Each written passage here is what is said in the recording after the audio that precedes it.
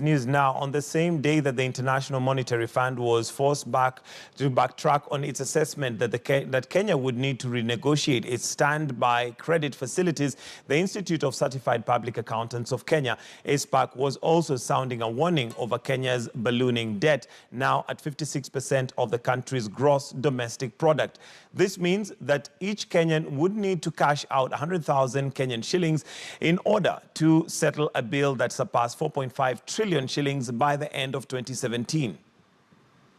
Following Tuesday's extensive reports that the International Monetary Fund had removed Kenya's external debt cover as early as June last year over debt stress levels, the IMF was today backtracking, instead displaying a change of heart and clarifying that the facility was still available until mid-year 2018.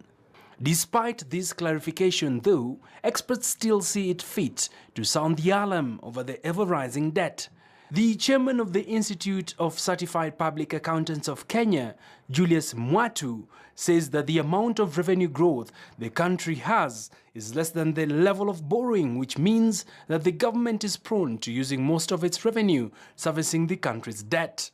The budget policy statement 2018-2019 reflects an expected financing gap, and this has been the case, I think, over the years. You know that the government has financed the capital projects using debt, and the expectation of the 2018-2019 budget is we're also going to have a financing gap, which of course then implies that we are likely to be taking additional debt. Mwatu, who was speaking against the backdrop of the 26th Economic Symposium, added that one of the ways of taming the debt and growing the economy was by supporting value addition and raising manufacturing sector's share of GDP to 15% by 2022. This, he said, would accelerate economic growth, create jobs and reduce poverty.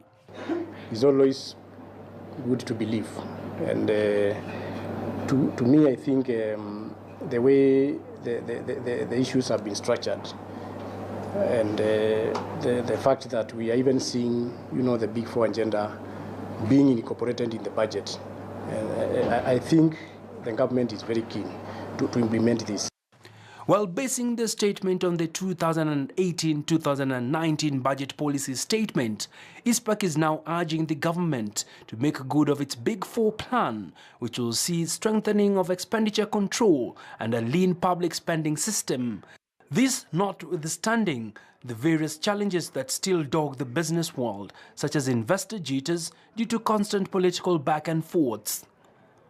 Abi Agina, KTN Business.